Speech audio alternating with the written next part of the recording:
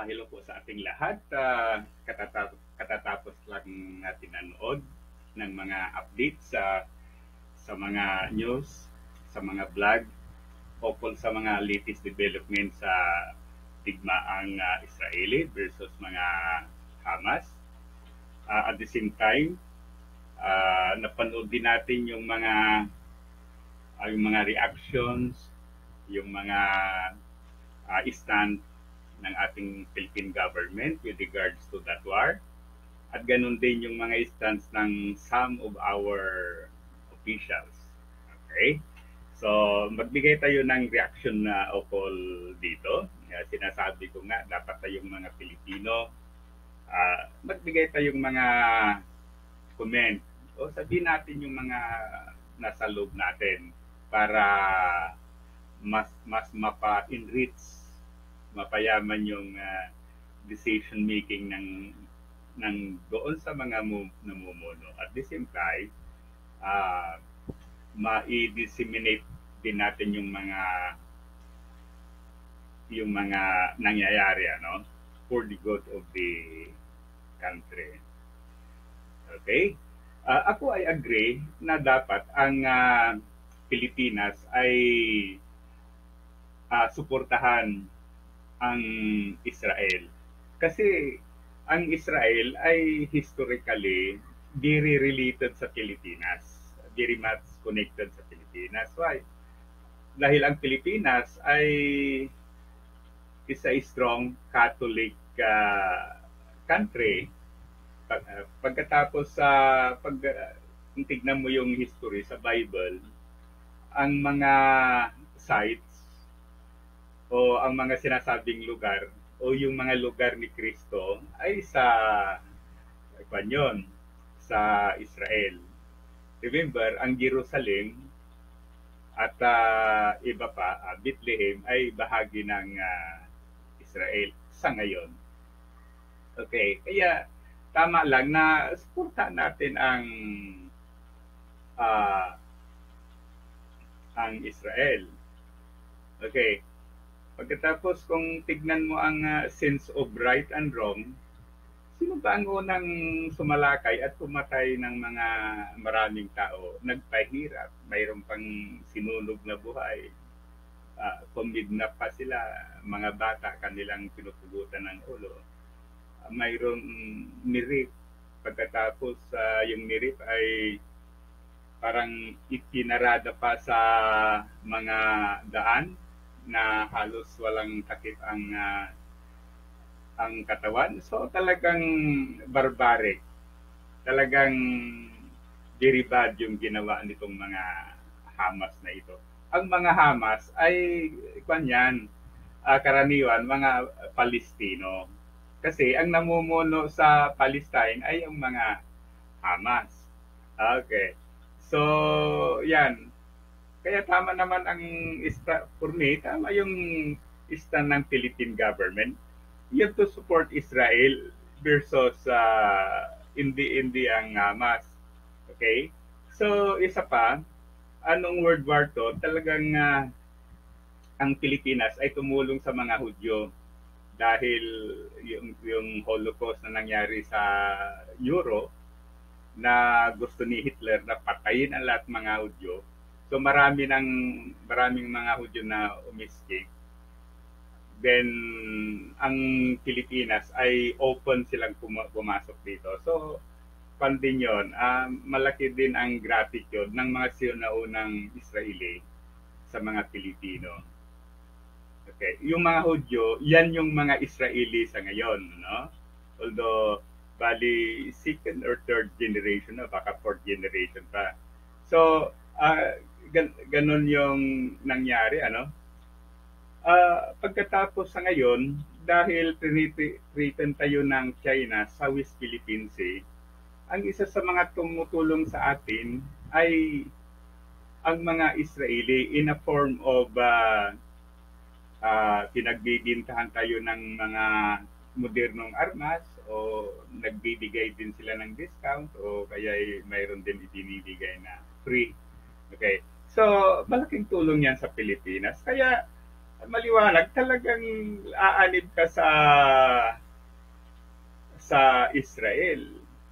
O yung sinasabi ni Amy Marcos, baka raw pag-aanib tayo sa Israel o suportan natin ng Israel, baka daw yung mga ISIS ay sasalakay sa Pilipinas o kaya maghasik sila ng lagim. Eh noon pa yan, kwan na sila, nag-aasik sila ng lagim. Noon pa yan. Pagkatapos, meron naman tayong mga law enforcement agency na tatapat sa kanila. Okay, puro takot-takot sa modern world. Dapat talaga, you have to take rest. Okay, so ganun ang pananaw ko, yung sa buhay sa ngayon, hindi yung takot ka, hindi mo gawin ito, so, ibigay mo na yung West Philippines dahil takot ka. No, ipaglaban mo. Okay, so uh, ganun yan, ano? Then, ano pa yung mga reason? Okay, so sa field of science, marami din yung mga knowledge about agriculture ang nakukuha natin sa Aran. Kasi noong dumating ang mga Hudyo diyan sa Israel, na dito roon, siyempre ang pangalan na lang bansa nila Israel, kaya naging Israeli sila. Yan ay isang disyerto. Pagkatapos through yung nga through hard work ng mga Israeli na naging plantation yung mga disyerto.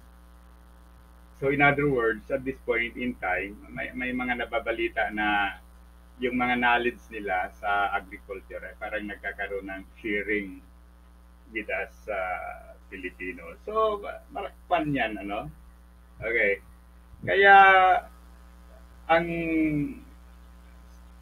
nakikita ko talaga kung minsan, very discouraging ang iba sa ating mga kababayan. Kasi, parang marami sa atin ang kumukontra kung ano ang yung ginagawa ng ating government for the good of the country, ano? Just like for example, diyan sa issue sa West Philippines, ang area na yan talaga ay atin based on international law at based on history. Pagkatapos yung talagang traditional fishing ground ng mga Pilipino. Okay. Ngunit, kinukuha ng China. Okay. Kinukuha ng China, yet, marami sa mga Pilipino na sumusuporta pa sa China. Mayroon nagsabi noon na dapat na magpapasalamat pa tayo dahil inaalaw tayong mag-fishing. Oy, yung panyan, yung area na yan ay pag-aari ng Pilipinas. Kaya bakit tayo magpasalamat?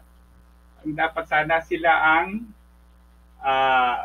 wag silang papasok diyan, o kung sakaling papasok sila, so they have to ask information from the Philippine government. Pero hindi ganun ang nangyayari. So, yan marami sa ating mga kababayan ang hindi sumusuporta sa stand ng ating government. Okay? So, nandyan yung mga makatay ng mga Pilipino. O si Amy Marcos, si Ruben Padilla, ano ba yung marami pang mga kilalang tao, ano? Ngayon, dito na naman sa gera sa Israel, marami naman ang parang natatakot daw na susuportahan ang Israel dahil gaganti ang mga ISIS at iba pang mga Muslim Islamic militant group. Okay. So, kung hindi natin na susuportan ng Israel, anong susuportan natin? Ang mga Hamas? Yung mga Hamas, na alam natin nga, based on what happened, sila yung mga terorista. Okay. Kaya sana, lahat ng Pilipino, kung ano ang official stance ng Philippine government, doon tayo. Wag na tayong sumuway. Okay? Kayong mga sikat na tao, halimbawa mga Duterte, yan si Amy Marcos, Robin Padilla. So, wag nang kasi yung mga statement ninyo, yung mga sinasabi nyo, parang yan ang nagiging ugat ng yung disunity ng mga Pilipino. Kung wala kayong masabi na maganda para sa bansa, then tumahimik na lang. Okay? So yan natin ang masasabi. Sana i-like at saka subscribe sa ating YouTube channel. Mabuhay tayong mga Pilipino.